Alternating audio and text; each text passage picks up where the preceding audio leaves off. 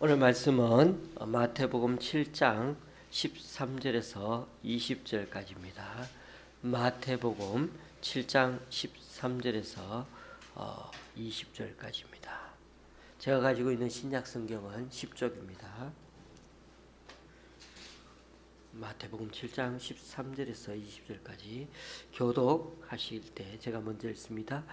좁은 문으로 들어가라. 멸망으로 인도하는 문은 크고 그 길이 넓어 그리로 들어가는 자가 많고 생명으로 인도하는 문은 좁고 길이 협착하여 찾는 자가 적음이라. 거짓 선지자들을 삼가라. 양의 옷을 입고 너에게 나오나 속에는 노략질하는 일이라. 그들의 열매로 그들을 알지니 가시나무에서 포도를 또는 엉겅퀴에서 무화과를 따겠느냐. 이와 같이 좋은 나무마다 아름다운 열매를 맺고 못된 나무가 나쁜 열매를 맺나니 좋은 나무가 나쁜 열매를 맺을 수 없고 못된 나무가 아름다운 열매를 맺을 수 없느니라. 아름다운 열매를 맺지 아니하는 나무마다 지켜 불에 던져지느니라. 이러므로 그들의 열매로 그들을 알리라. 아멘.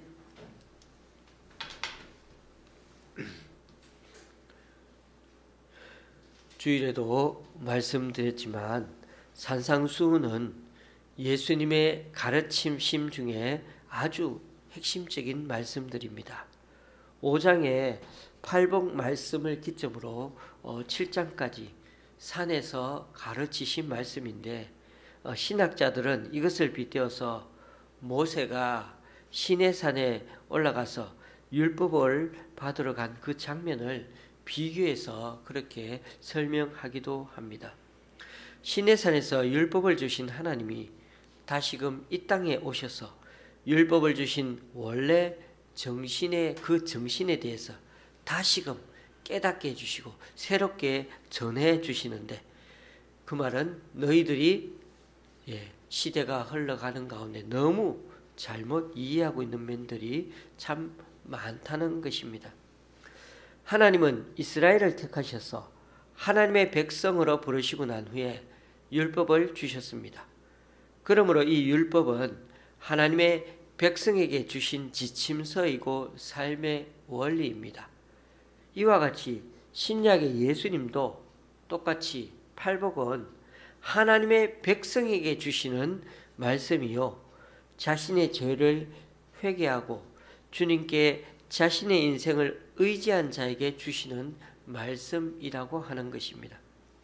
어쨌든 예수님은 산상설교를 통하여서 너희 제자들은 이미 천국 백성이라는 것과 이제 너희는 천국 백성에 합당한 삶을 살아야 한다는 것입니다. 여기서 우리는 산상수훈의 핵심 단어 두 가지를 꼭 기억해야 된다고 말씀드렸죠. 바로 천국과 의라는 것입니다. 우리는 이미 그리스도를 통하여 천국의 축복을 누리고 있는 자들이기 때문에 우리에게는 이에 합당한 의, 즉 삶이 그리스도인의 삶, 또 백성다운 삶이 있어야 한다는 것입니다. 거지였다가 왕자 신분이 되었어도 왕궁에 살아가려면 당연히 왕자의 신분에 걸맞게 살아가야 하기 때문이죠. 물론 처음에는 거지의 모습이 늘 가지고 있어서 나타나기도 하지만은 점점 더 왕자의 신분에 걸맞게 살아가게 된다는 것입니다. 그런 점에서 팔복은 우리의 정체성을 보여주는 거울이요, 우리의 삶의 방향이요, 길이라는 것입니다. 비록 우리 삶의 수준이 하나님 마음에 별로 성이 안 차도 우리는 하나님의 자녀로 부름받은 건 사실입니다. 그래서 우리에게는 신앙의 성숙으로 나아가는 그 가운데 끝까지 계속해서 자기 부인의 훈련 과정이 필요한 것입니다. 주님은 우리에게 내가 거룩하니 너희도 거룩하라고 말씀하시고, 또 하늘에 계신 너희 아버지의 온전하신 것 같이 너희도 온전하라고 하셨던 것입니다. 우리들 삶의 수준, 우리들 그 기준이 그저 사람을 직접 안 죽이면 뭐 그 정도면 우리는 뭐 여기서 살만하고 또 하나님 백성인 것 같지 않나요? 라고 하는데 그치지 않고 살인하지 말라, 그죠? 근데 아니야. 마음에서까지 미워하지 말고 상대방의 사람을 죽이지 않은 거에 그거 가지고 안 되고 사람답게 대우해 주는 거, 그것까지 해야 된다는 것입니다. 여러분, 가장 힘든 게 뭔지 아십니까? 우리 마음까지 완전해지는 것입니다. 겉으로 드러날 때는 우리가 사람이 좀 마음에 안 들어도 그 외부로 이렇게 나타내지 않자고, 그리고 같이 살 수도 있고 대화할 수도 있죠. 그런데 속은 어떻습니까? 속은 안 그렇잖아요. 우리가 시어머니가 마음에 안 들어도 그 앞에서는 어떻게 합니까? 말 잘 들을 수 있죠. 그런데 마음속에는 어떻습니까? 욕도 하고 마음에 안 들어 막 속상하기도 하고 남편 막 괴롭히기도 하고 그러지 않습니까? 그런데 그것마저도 시어머니를 존중하라고, 마음속에까지 존중하라고 하니 이런 게 쉬운 게 아니죠. 그럼에도 우리를 향해 예수님은 뭐라고 얘기죠? 너희는 세상의 소금이 돼, 세상의 빛이 돼 라고 하지 않고 너희는 세상의 소금이니까 소금다워야지, 세상의 빛이니까 빛다워야지, 이렇게 말씀한다는 것입니다. 소금답게 빛답게 의롭게 살라고 하시는 거죠. 소금이 되라, 빛이 되라는 게 아니고 너희는 소금이고 빛이니까 그렇게 살라는 것입니다. 그러므로 우리가 말씀 속에서 도전을 받고 위로를 받고 살아야 하는 것이 바로 우리는 하나님의 자녀요 백성이라는 의식을 늘 가지고 있어야 한다는 것입니다. 그 수준에, 그 기준에 걸맞지 않는 나의 모양, 요 모양 요꼴이야 하면서 그렇게 나 자신을 정죄하더라도, 그렇더라도 우리는 누구요? 하나님의 백성이죠. 사탄이 항상 우리에게 속삭이 너 그것밖에 안 되지, 그래가 무슨 하나님 자녀야, 그렇게 계속 꼬지르고 계속 쑤시고 괴롭히잖아요. 그래서 우리가 하나님의 자녀라는 그 의식은 우리를 자부심을 갖게 하는 것이지, 결코 우리를 유대인들처럼 우리는 선민이야 그래가 다른 사람을 무시하라고 하는 말은, 그리고 나를 교만하게 만드는 자리는 아니라는 것입니다. 그런데 우리는 너무 이걸 착각하는 수가 많습니다. 교회 다니는 많은 사람들이 오해하고 있는 것 하나가 구원받는다는 것이 쉽다는 생각입니다. 예수 믿고 무조건 교회만 출석해 잘 다니기만 하면 다 천국에 들어가. 우리가 그렇게 전도하잖아요. 저는 그거는 나쁘지 않다고 생각합니다. 맞습니다. 그러나 예수님을 믿다 보면 그렇지 않죠. 예수님은 그렇게 그런 말도 있지만은 또 다른 말씀도 하신 거죠. 어떻게 해요? 구원받는 것이 아주 어렵다고 말씀하시면서 부자가 천국 가기가 얼마나 어려운지, 낙타가 바늘길을 들어가는 것보다 더 어렵다, 이렇게 말씀하신 적도 있지 않습니까?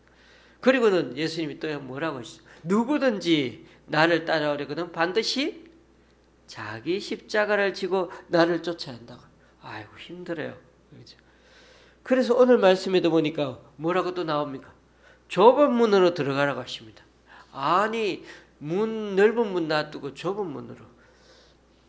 이번에 이제 저번에도 한 말씀도 했지만 세탁기가 고장이 나가지고 저희 집이, 그런데 저희 집이 옛날 집이다 보니까 그 다용도실 문이 세탁기가 못 들어갑니다. 너무 작았어. 그래서 창문, 저희 딸 방에 있는 창문을 넘겨가지고 저번에도 그런데 이번에도 그렇게 넘겨서 세탁기를 넣었더니 세탁기 그 아저씨 이렇게 설치하는 아저씨거든요. 야, 이 집 문 보세요.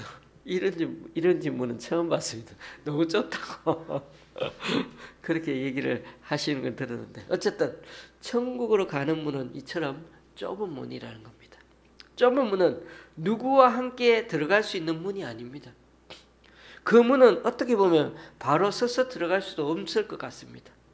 몸을 옆으로 해서 안간힘을 써야 겨우 들어갈 수 있는 문인 것지도 모르겠습니다.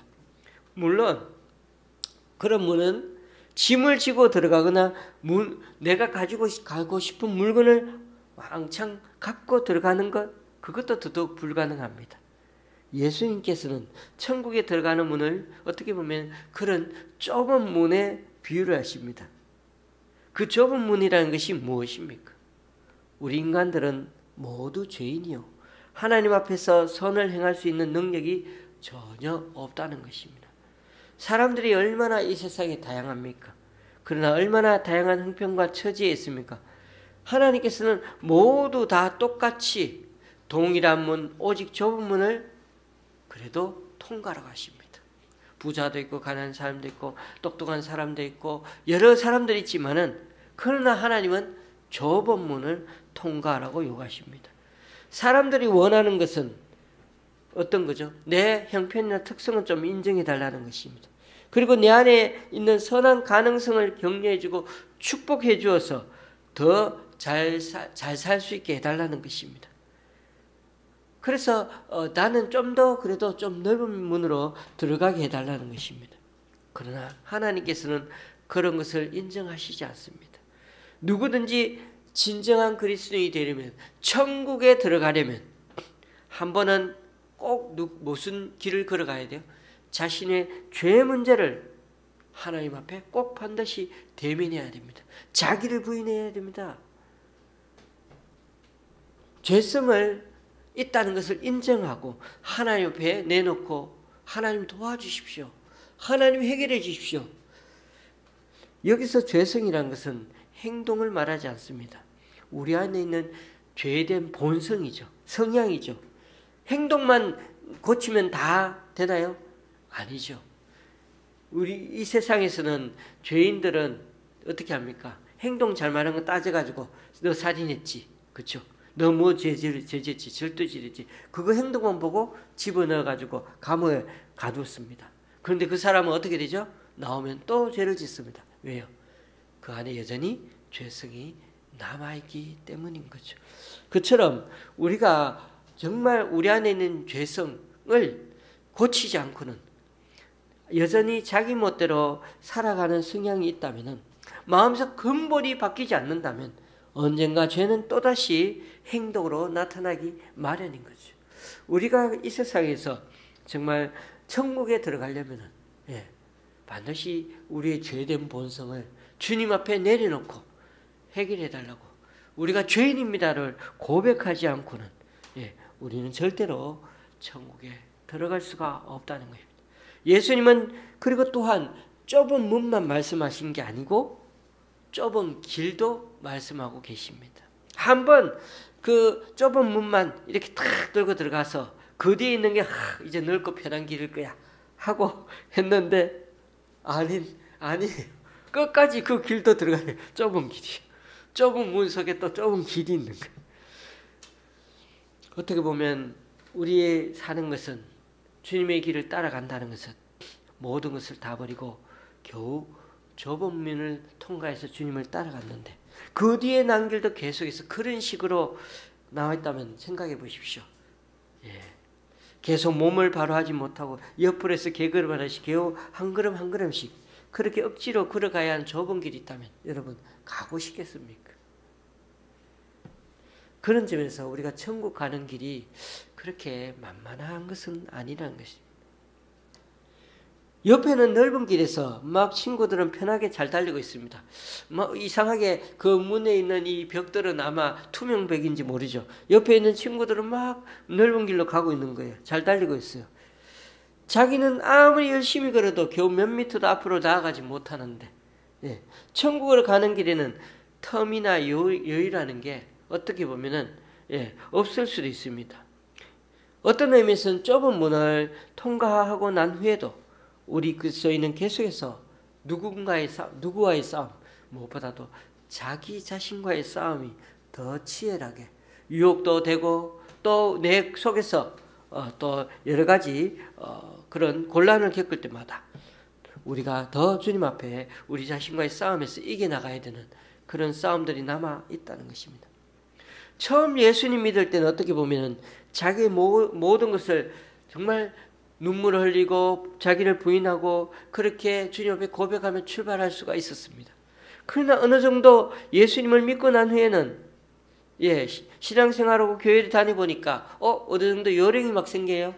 그래서 과거에 버렸던 모든 것을 다 쓰레기통에 버렸는데 어느새 내가 하나씩 또 주워옵니다. 주워와서 내 자아가 막 살아나요. 그리고 자기 능력을 믿고 살아가려고 하는 내 자신을 보게 됩니다.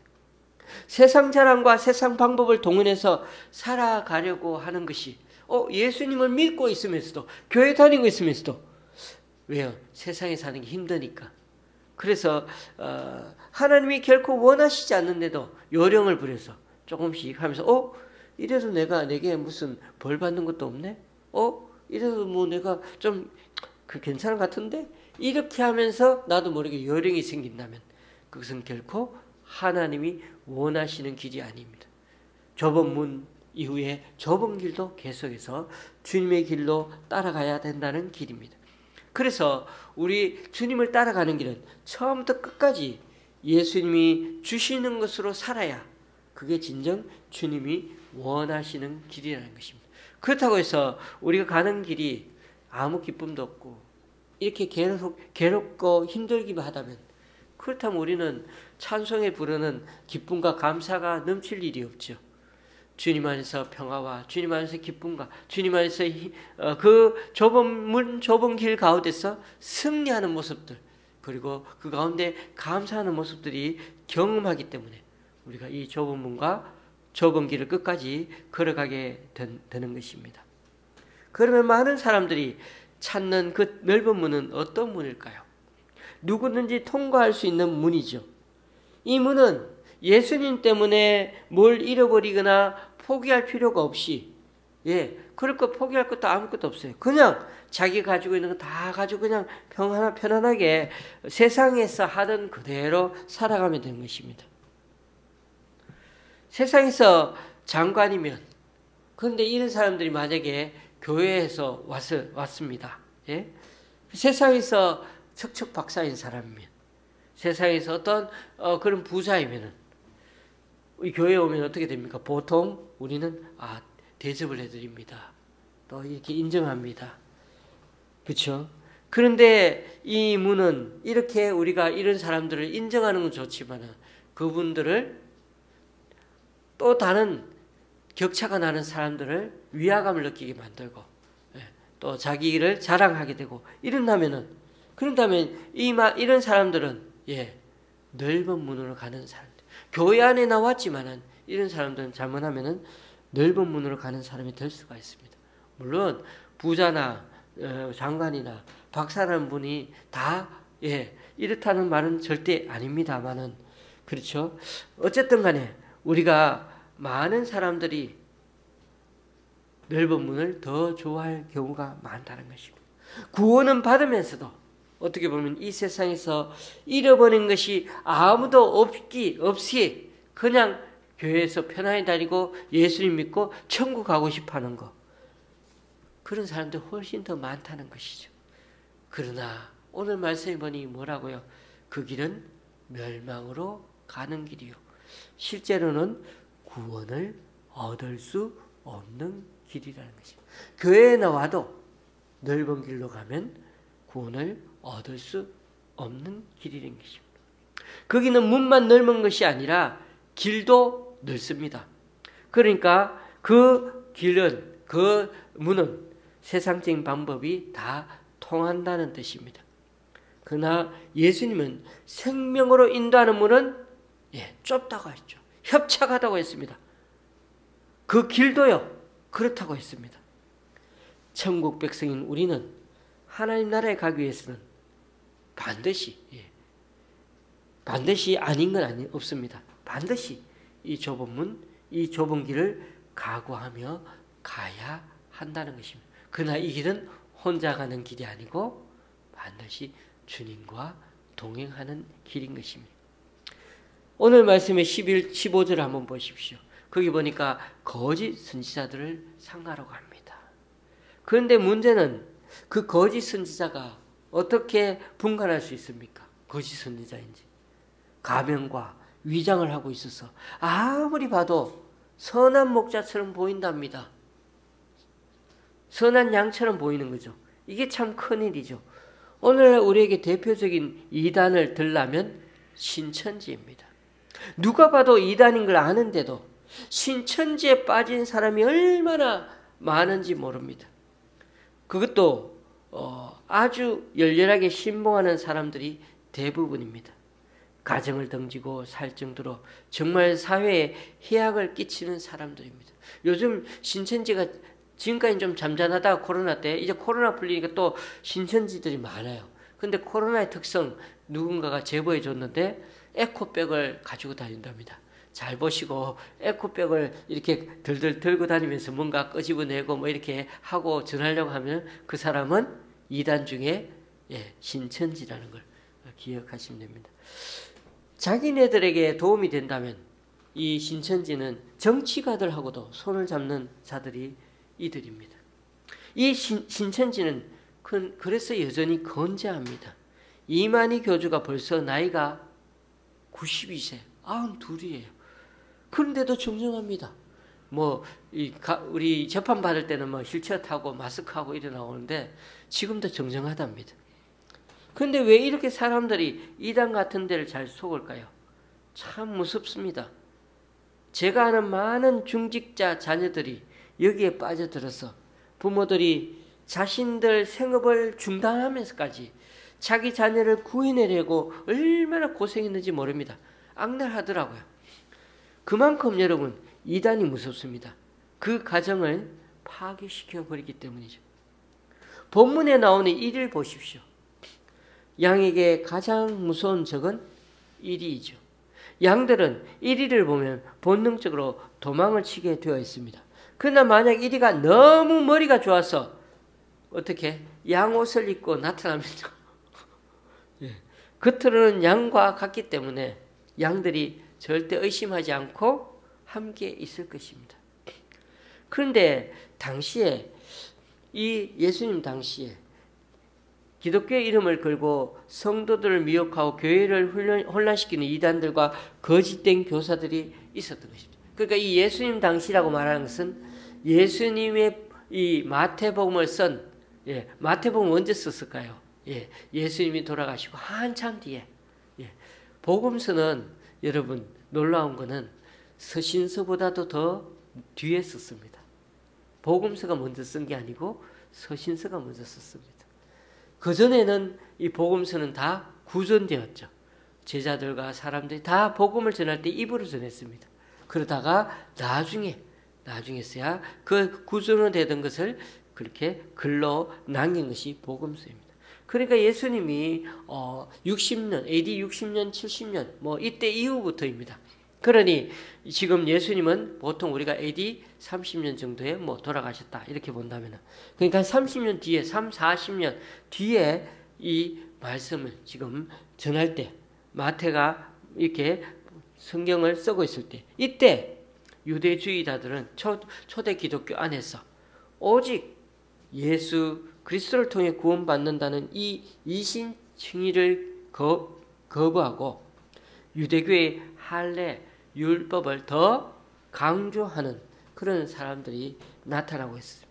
그래서 우리가 서신서에 보니까 사도 바울이 이러한 무리들 때문에 교회에 들어온 무리들 때문에 얼마나 힘들어하고 또 여러 번 편지를 보내면서 막아내려고 얼마나 노력했습니까?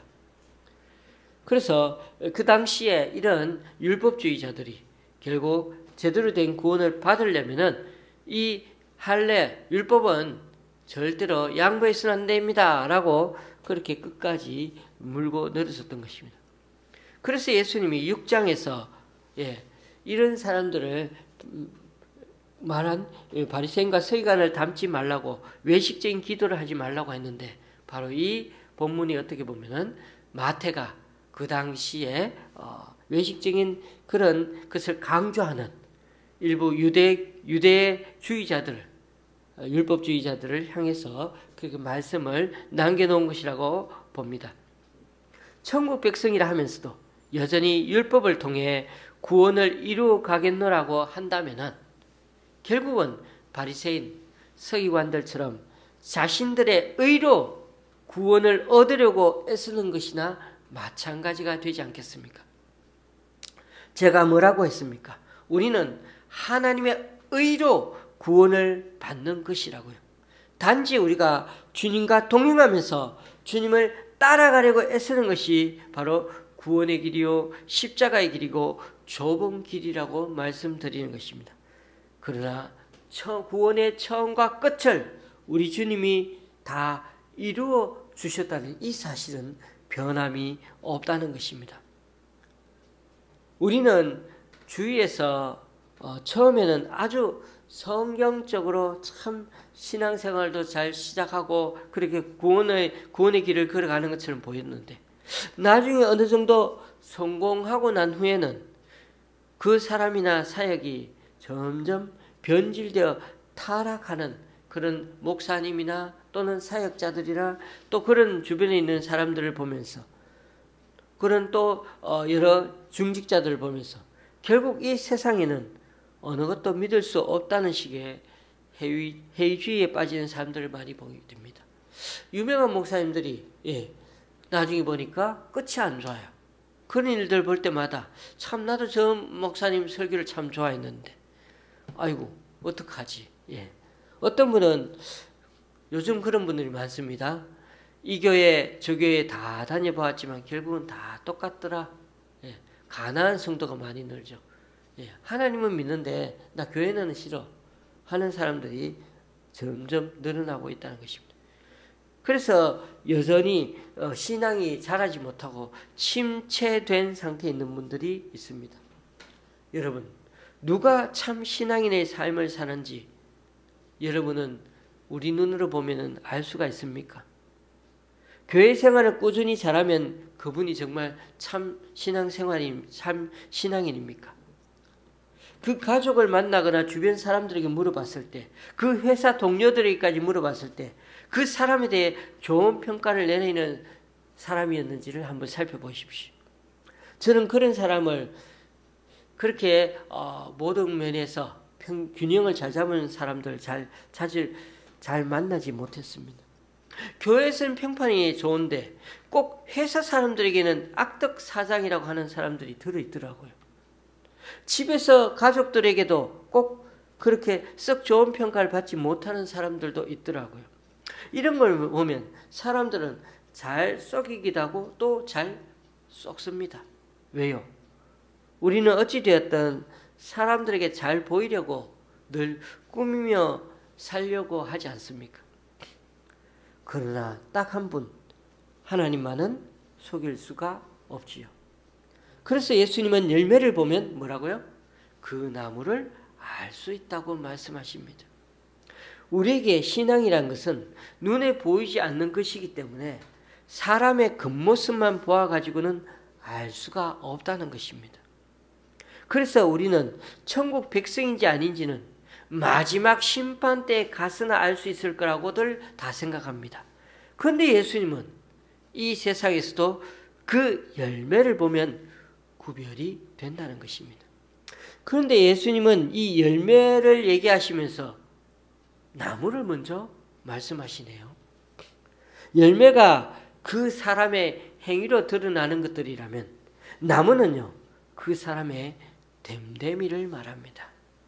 예수님은 사람의 행동부터 바꾸라고 하지 않고 항상 그 사람의 내면부터 가꾸어 가기를 원하십니다. 그래서 우리의 옛사람은 십자가에 못 박아 버리고 우리 안에 새 사람을 항상 주님은 창조하기를 원하십니다. 우리 그리스도인들은 그의 과거는 예수님이 십자가 위에서 못 박혀 죽은 사람입니다. 우리 그리스도인들은 십자가에 못 박혀 죽었어요. 우리 자아가. 예수님의 십자가가 위대한 것은 어떤 실패한 과거라도 못 박아 죽일 수 있다는 것입니다. 그리고 성령으로 새로운 성품을 우리 가운데 심어 넣기를 원하십니다. 이것 때문에 점점 우리가 어떻게 되나요? 나쁜 나무가 아니라 좋은 나무가 바뀌어져 가는 것입니다. 그러나 나무가 어떻게 변화되는지는 눈으로 봐서 정확하게 잘 모를 수 있습니다. 그렇죠? 사람의 내면의 됨됨이니까요. 나무가 변화되는 게 외적으로는 잘 나타나지는 않지만은 그 열매가 보니까 점점 달리기 시작하는 것은 보이지 않을까요? 속 사람이 변화되면 언젠가 우리의 태도도 바뀌고 우리의 마음 습관도 바뀌고 우리가 사람들을 대하는 태도도 점점 바뀌게 된다는 것입니다. 아니 저 친구 저 사람 예전에 화도 잘 내고 말도 거칠고 욕쟁이였는데 좀 다르다.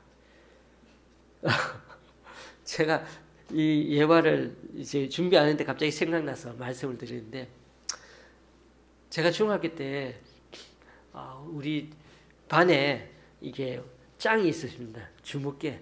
중학교 2학년 때인데 그 짱 있는 중3 형아들도 다 자기가 주먹으로 다스리고 깡패도 많았는데 깡패들도 다 주먹으로 다스리고 그랬던 친구가 있어요. 저는 막 그 옆에 겁나가지고 가까이 가지도 못할 정도의 그런 친구였는데 어느 날 이렇게 신학교 와가지고 이제 다니는데 나중에 시간이 흘러서 이렇게 목사가 되고 이렇게가 동창 모임을 갔더니 그 친구가 거기 있는 거예요.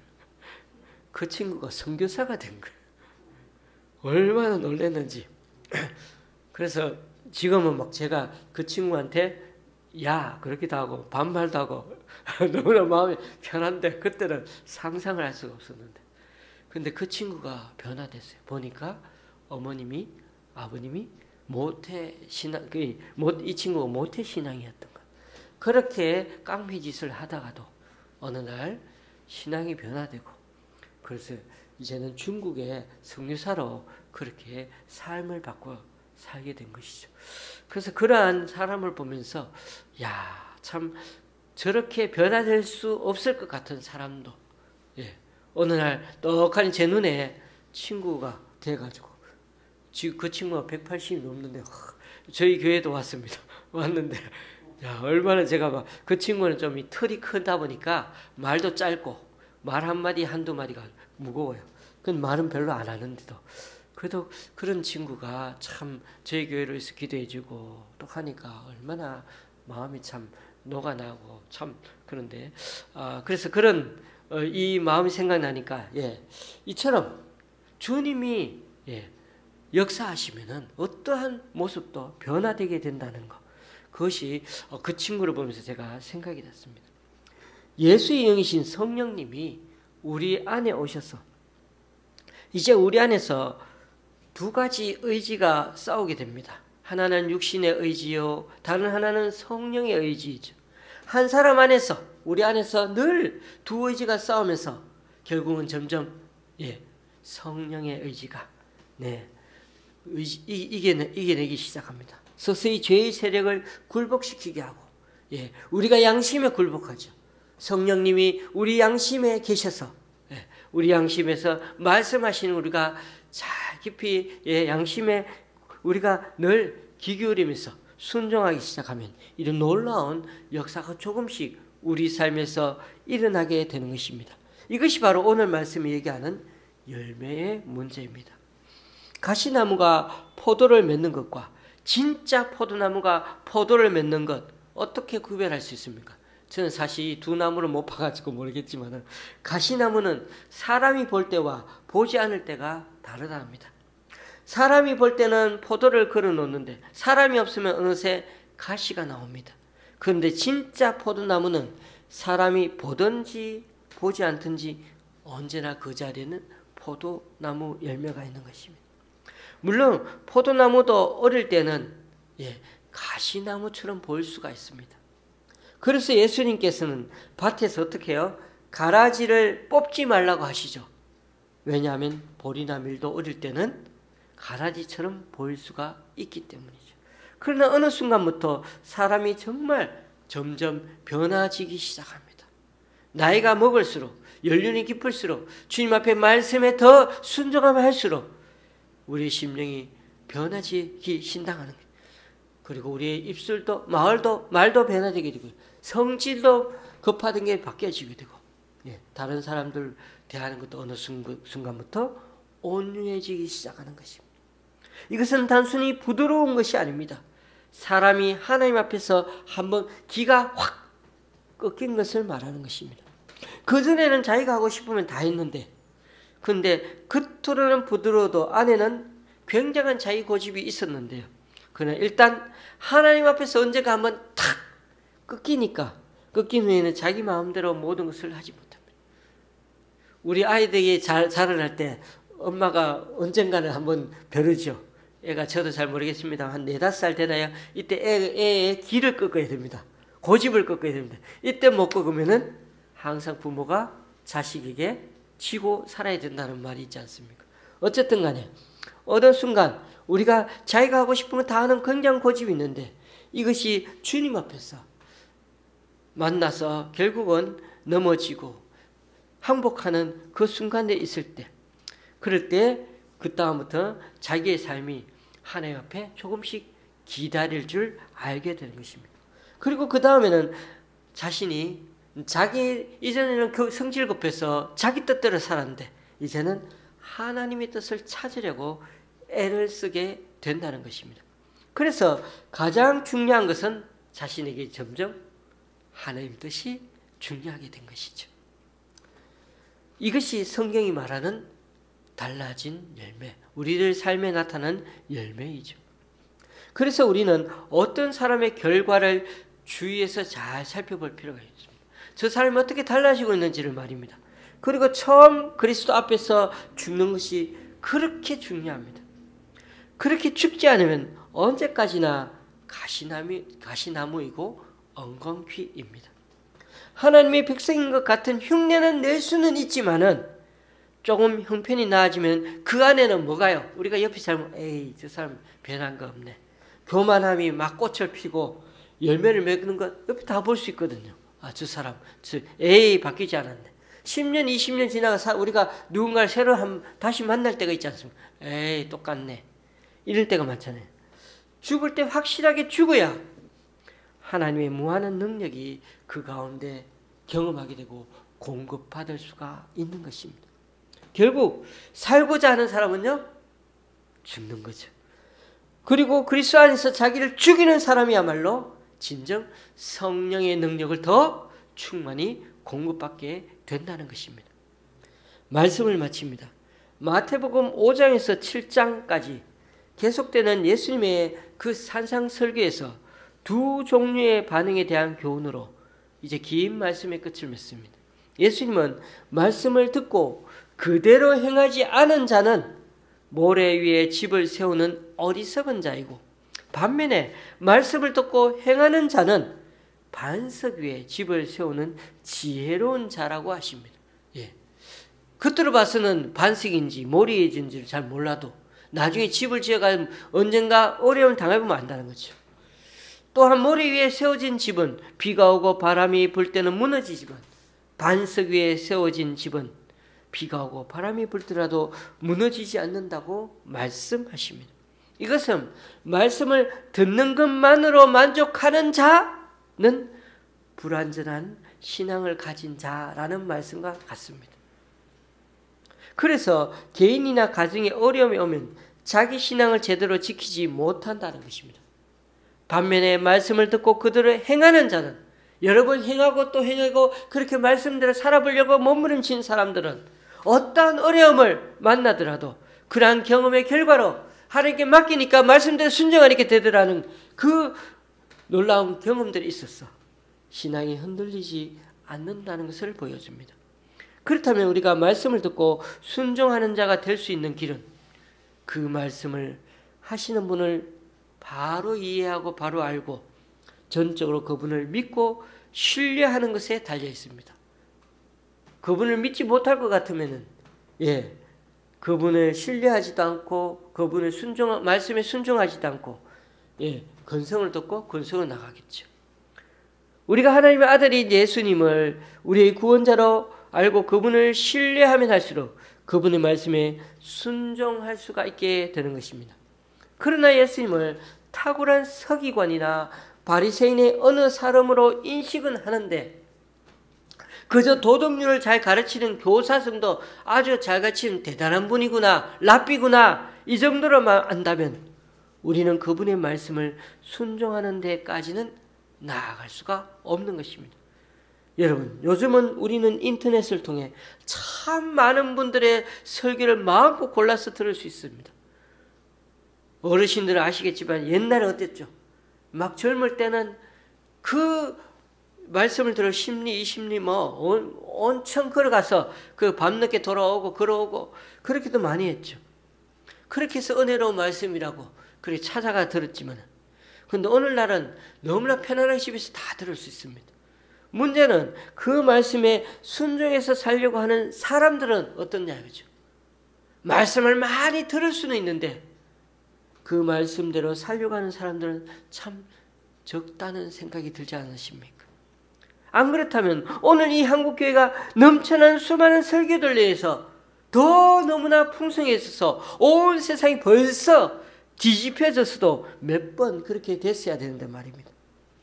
그러니 아무리 좋은 설교를 듣는다 해도 순종하는 제자의 삶이 없다면 아무런 소용이 없다는 것입니다.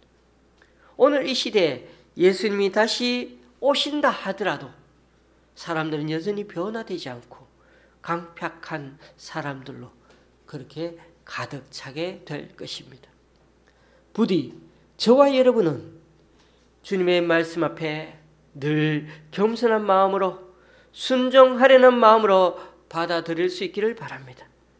그래서 아직 천국 가지 않은 상태여도 우리들 삶을 통해 주님이 살아계심을 우리들 삶의 열매로 우리들 삶 속에서 주님께 영광 돌리는 저와 여러분이 되시기를 주님의 이름으로 간절히 축원합니다. 기도하시겠습니다.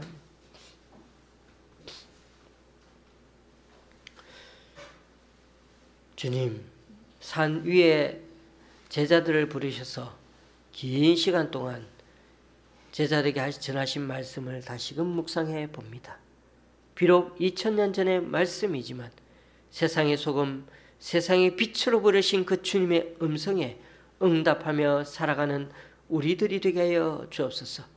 이미 우리 가운데 성령님이 함께 해주신 주님이시기에 천국 백성답게 세상 방법에 의지하는 것이 아니라 하나님의 능력에 의지하며 늘 주님의 말씀에 순종하며 사는 자가 되게 하여 주시옵소서. 그리하여 보물을 땅에 쌓아두지 않고 하늘에 쌓아두고자 늘 선하고 착하고 거룩하고 경건한 삶을 추구하게 하시고 우리의 이웃에 선한 영향력을 끼치면서 우리들 삶의 열매를 통해 주님께 영광 돌리는 우리들이 되게 하여 주시옵소서. 예수님의 이름으로 기도드리며 이제 우리 모두 주님께서 가르치신 기도를 한 목소리로 함께 기도하오니 하늘에 계신 우리 아버지여 이름이 거룩히 여김을 받으시오며 나라의 임하옵시며 뜻이 하늘에서 이룬 것 같이 땅에서도 이루어지이다.